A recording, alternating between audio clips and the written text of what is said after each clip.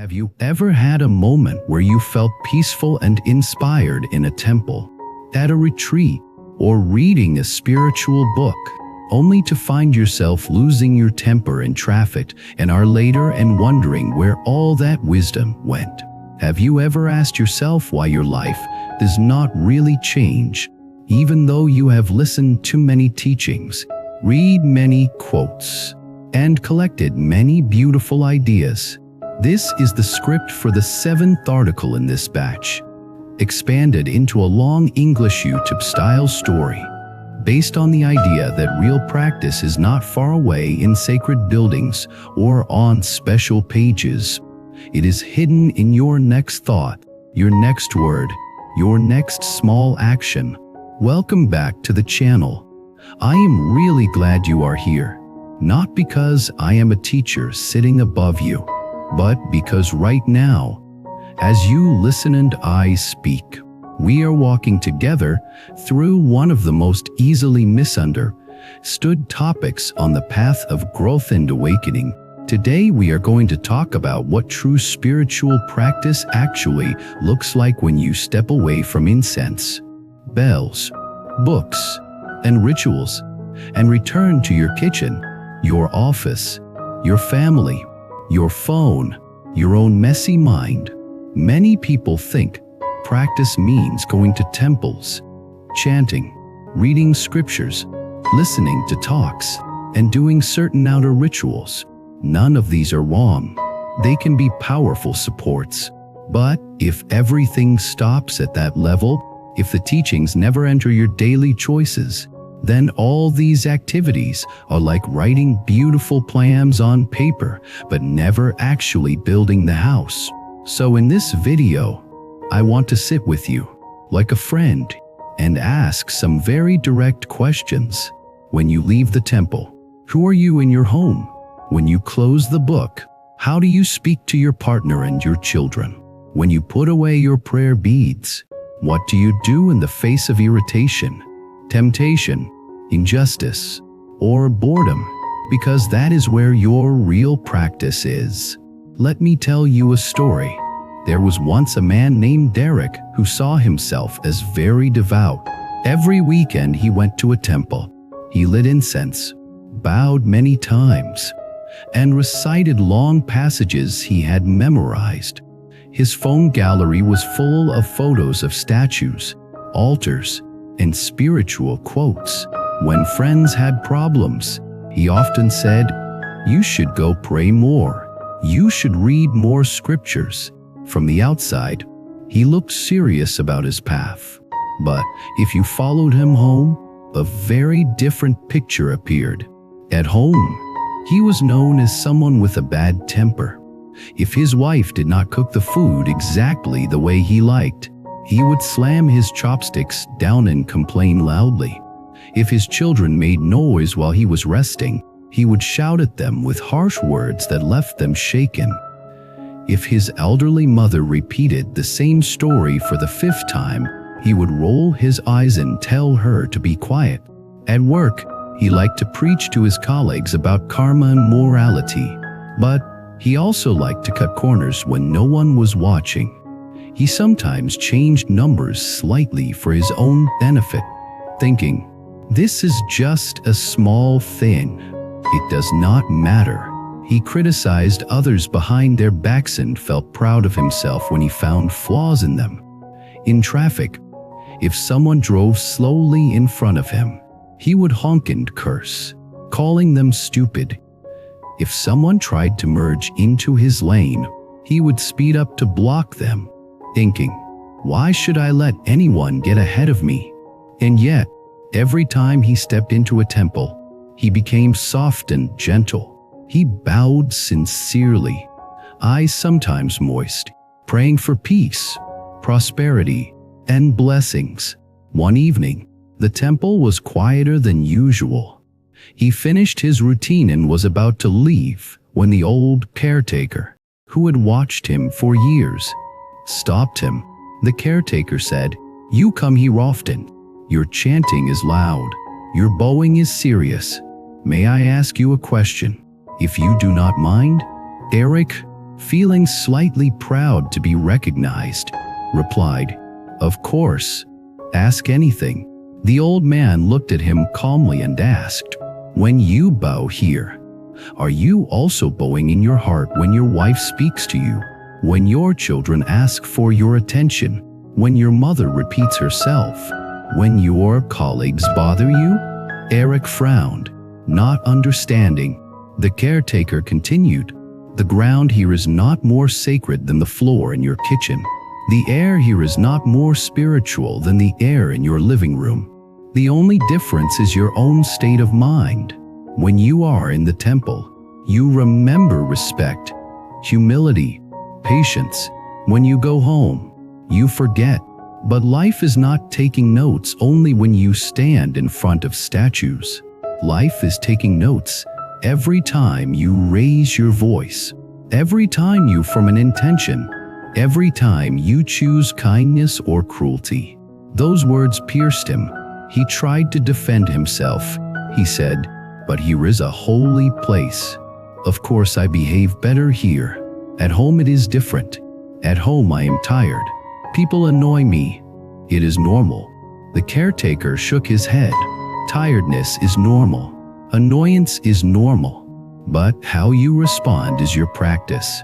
If your practice is only strong in easy places, it is not yet real. Real practice is tested when your buttons are pushed.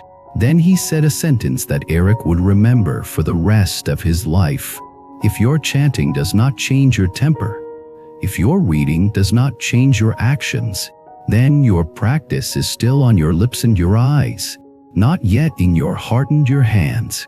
That night, lying in bed, Eric could not sleep. Scenes replayed in his mind. His wife quietly cleaning the table after he had shouted. His children lowering their voices whenever he entered the room. His mother wiping her eyes when he told her to stop talking. He had always thought of himself as someone who was walking a serious path. Now he started to see that he had been decorating himself with spiritual symbols while leaving his daily habits mostly untouched. This realization did not make him enlightened overnight, but it did awaken something important. From then on, every time he picked up his prayer beads, he quietly told himself, "This practice is for my next conversation, my next reaction, my next choice, not just for this moment of feeling calm." Every page he read, he asked, "How does this apply to my tongue, my temper, my decisions?" Slowly, his family began to notice changes. He still got impatient sometimes, but he apologized more often. He listened more. He tried to control his tone. When he felt anger rise, he remembered the caretaker's face and the words, "If your practice does not change your temper, it is still on the surface." That story shows in a very simple way what the original article was pointing to. The real spiritual battlefield is your own mind in the middle of daily life. Think about your own path. Maybe you have a favorite spiritual book. You underline sentences. You share quotes online. You feel a warm sense of inspiration when you read them. Maybe you have a meditation app, a set of affirmations, a prayer corner in your room. All of this is good, but ask yourself honestly, when someone criticizes you, which is louder, the teaching on humility or your urge to argue?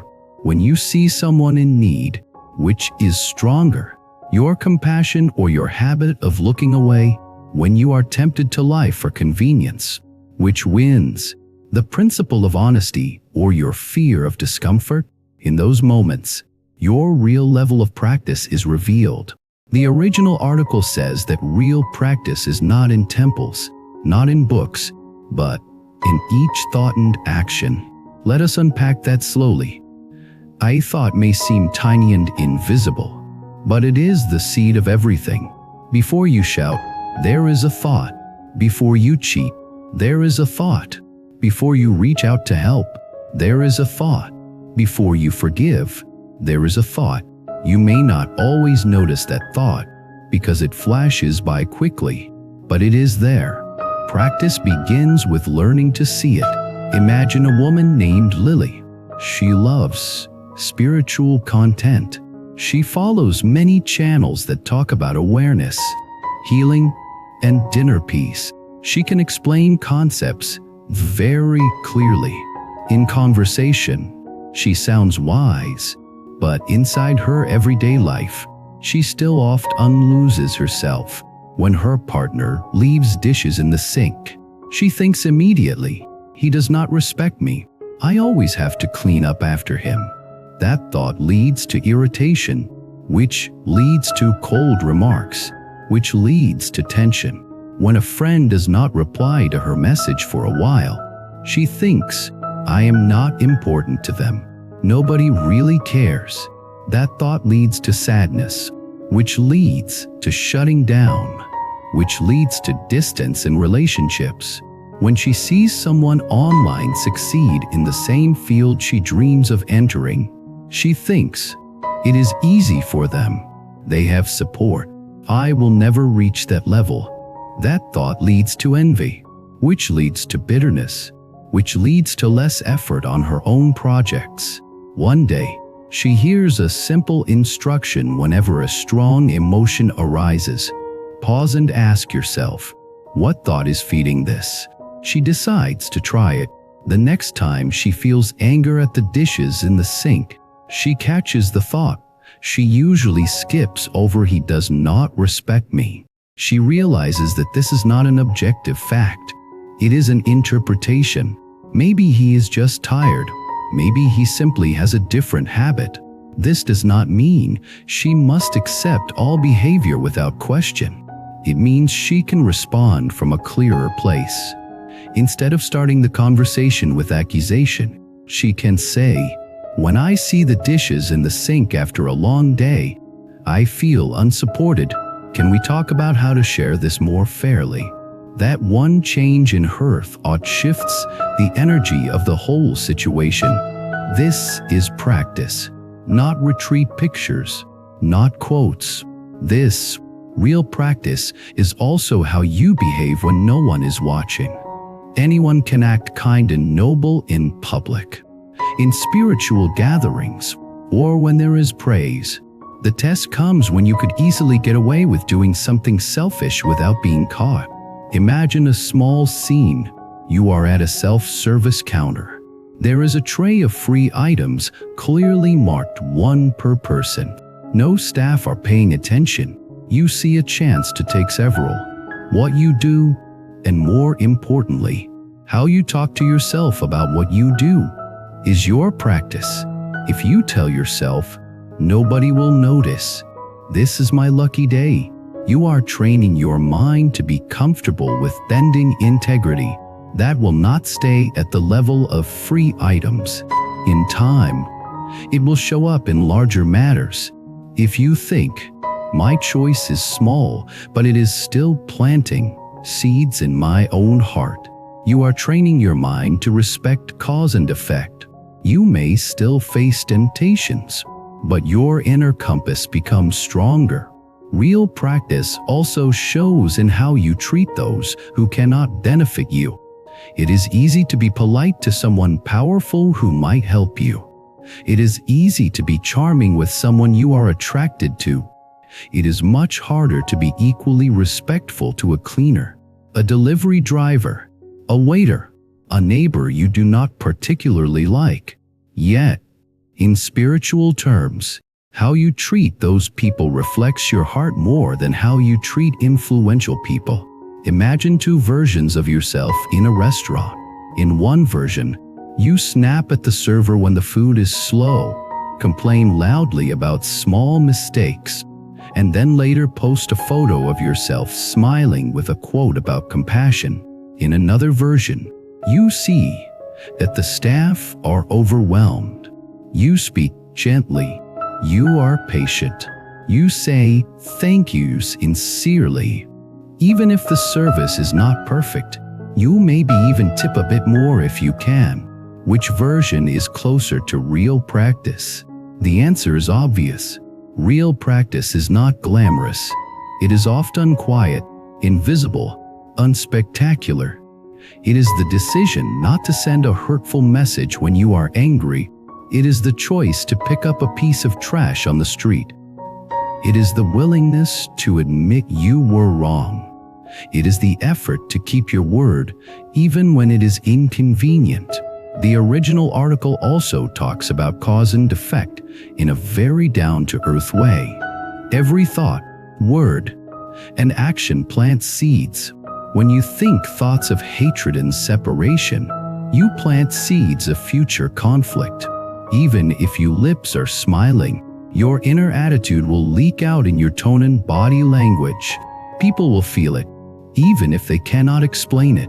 When you think thoughts of goodwill, even toward those you disagree with, you plant seeds of future harmony.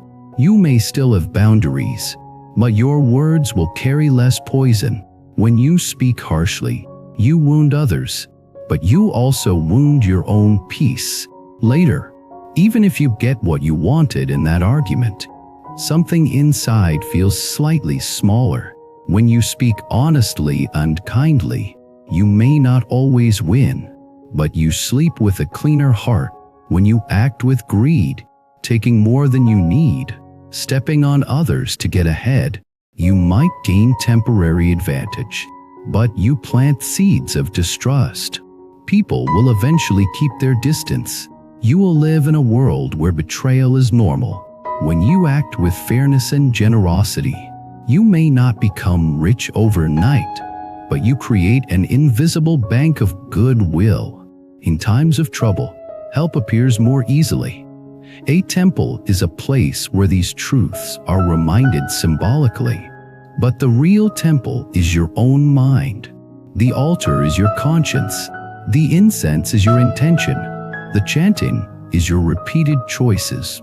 Let us bring this into very ordinary scenes. You are cooking and your partner is late without telling you. Your mind starts to say, "They do not care. They are always like this." Then they walk in, looking exhausted. In that moment, your practice is whether you speak from your story or from what you actually see. You are in a group chat and someone says something you strongly disagree with. Your fingers are ready to type a sarcastic reply. Your practice is whether you choose to respond in a way that fuels division or invites understanding. You are alone with your phone and feel bored. There is a strong habit to scroll endlessly or to open a site you know is not good for you.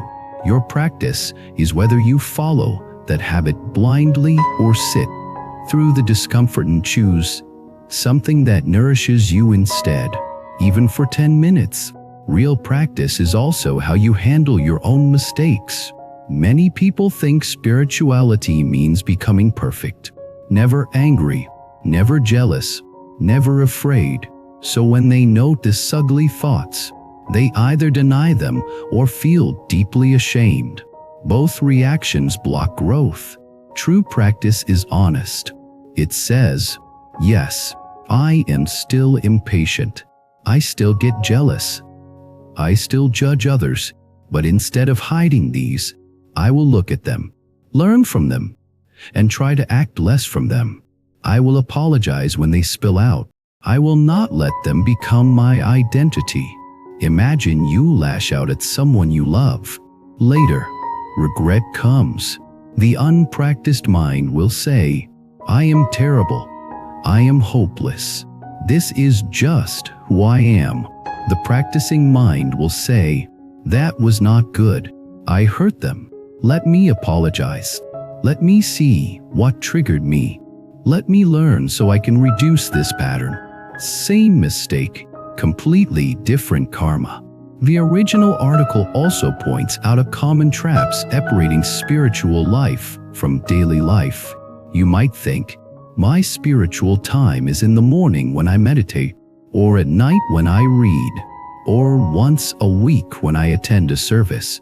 The rest is just normal life." But from the perspective of cause and effect, there is no such division. The universe does not say, This weekday argument does not count because you will meditate on Saturday. Every moment counts. The way you treat the stranger in the market counts. The way you react when your child spills something counts. The way you handle money counts. So what can you do if you want to bring real practice into your days, not just keep it as a nice idea? First, you can set a quiet intention in the morning. Instead of only thinking, "I hope today goes well," you can add, "Today I want to be a little more awake in my thoughts and actions. Help me notice my reactions. Help me remember that every encounter is part of my path." You do not even need to address anyone specific if you do not have a religious belief. You can simply speak to your own deeper self. Second, choose one area to focus your practice on. If you try to change everything at once, you will feel overwhelmed. Better to pick one concrete place, like your temper, your honesty, or your kindness to strangers. For example, you might decide, "This week, my practice is to pause before speaking when I am angry." Then, whenever anger arises, your task is not to suppress it completely, but to insert a tiny pause, 1 breath, 2 breaths, then speak. You may still say something sharp sometimes, but you will start to see how that small pause gives you a chance to choose better words. Third, remember that your family is your main training ground. Many people behave best with strangers and worst with those closest to them. This is understandable. We relax at home. But if your path only shines outside, not inside your home, it is not yet stable. Try treating your family as if they were precious guests, not with fake politeness, but with real respect. Notice your tone. Notice whether you say thank you and sorry at home as easily as you do at work. Fourth, watch your mind when you think nobody will know, because that is when you see your true level. If you drop trash on the ground when no one is looking, you are telling your mind, "I only behave if there is an audience." If you keep your promises, even when they are inconvenient and nobody would blame you for breaking them, you are telling your mind, "I live by my own values, not just by external pressure." Fifth, do not separate wisdom from compassion. It is easy to learn clever ideas and then use them to judge others. You might think, "I see that this person is trapped in their ego. I am more aware than they are." That is not practice. That is spiritual pride. Real practice makes you more humble, not more arrogant. The more clearly you see your own mind, the more gently you will look at others, because you recognize the same patterns inside yourself. There is another story that illustrates this. A young woman named Anna loved going on retreats. In those quiet environments, she could sit for hours, watching her breath, feeling peaceful. She felt very spiritual there. But every time she came home, the noise of her city, her parents' habits, the stress of work would quickly swallow that peace. She would soon be shouting again, complaining again, scrolling for hours again. One day, during a retreat, an old teacher asked the group, "Where do you practice the most?" Many answered, "Here, in this meditation hall." The teacher smiled and said, "If your main practice is only here, your path will always be weak.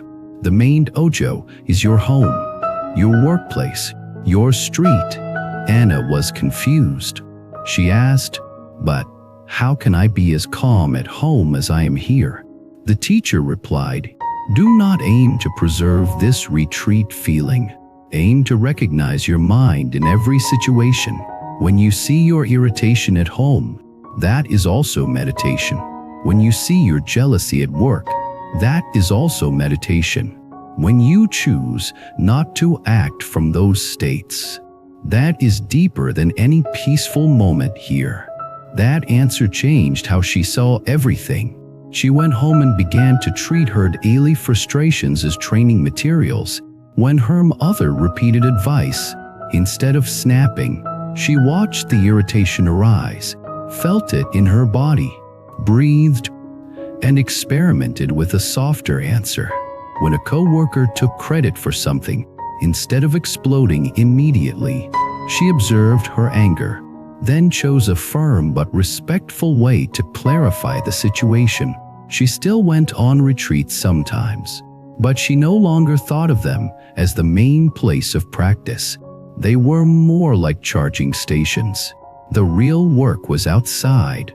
So, let me gently turn this toward you now. Where do you think your real practice has been so far? In extra activities or in your ordinary reactions? Have you been using spiritual ideas as decorations or as tools for daily transformation? Do you sometimes hide behind phrases like everything is fate or I am just like this, instead of looking at the exact ways you could actually choose differently? This is not about blaming yourself. It is about waking up to your own power and responsibility. You do not need to move to a temple to practice. You do not need to memorize endless texts. You do not need to become someone else. You just need to bring awareness and kindness into what you are already doing. When you wash dishes, you can be aware of your breath, your movements, your feelings, instead of arguing in your head. When you walk, you can feel your feet touch the ground and silently wish well for the people you pass, instead of judging them. When you work, you can see each task as a chance to train patience and care, rather than just something to get through. In this way, your whole life becomes your path. Before we close, I want to share a very small but powerful practice you can try today. Pick one ordinary activity you do every day. Maybe brushing your teeth, locking your door, starting your computer, or lying down to sleep. Decide that every time you do that activity, you will remember one simple intention, like may I cause less harm today, or may I act from awareness not from habit, or may I speak kindly. Each time you touch your toothbrush, or your door handle, or your keyboard, let that phrase arise in your mind. Over time, this creates a link between daily actions and your deeper values. It reminds you that practice is not separate from life. Now, I would love to hear from you. In the comments, if you feel comfortable sharing, tell us about one moment when you realized that real practice is not just in temples, retreats, or books, but in a very ordinary situation. Maybe it was a time you chose not to explode in anger, a time you apologized even though your pride resisted, a time you helped someone when it was inconvenient, or a time you noticed your own mind clearly in the middle of chaos. Your story, however small it may seem to you, might be exactly what someone else needs to read to recognize their own life as a path of practice. If this long script resonated with you, if it gave you even one new way to look at your daily thoughts and actions, please remember to like the video, subscribe to the channel, and turn on notifications so you do not miss future uploads. If you feel called to support this space more deeply, you can also consider joining as a member. That support helps us continue creating long-form content about awakening, wisdom, cause and effect, compassion, and the very real work of practicing through every breath and every choice. Thank you for spending this time here with me. As you return to your ordinary tasks after this video, remember the way you treat the next person you see, the way you respond to the next irritation, the way you handle the next temptation is your true ceremony. Your next thought is your real scripture. Your next act of kindness is your most sincere offering.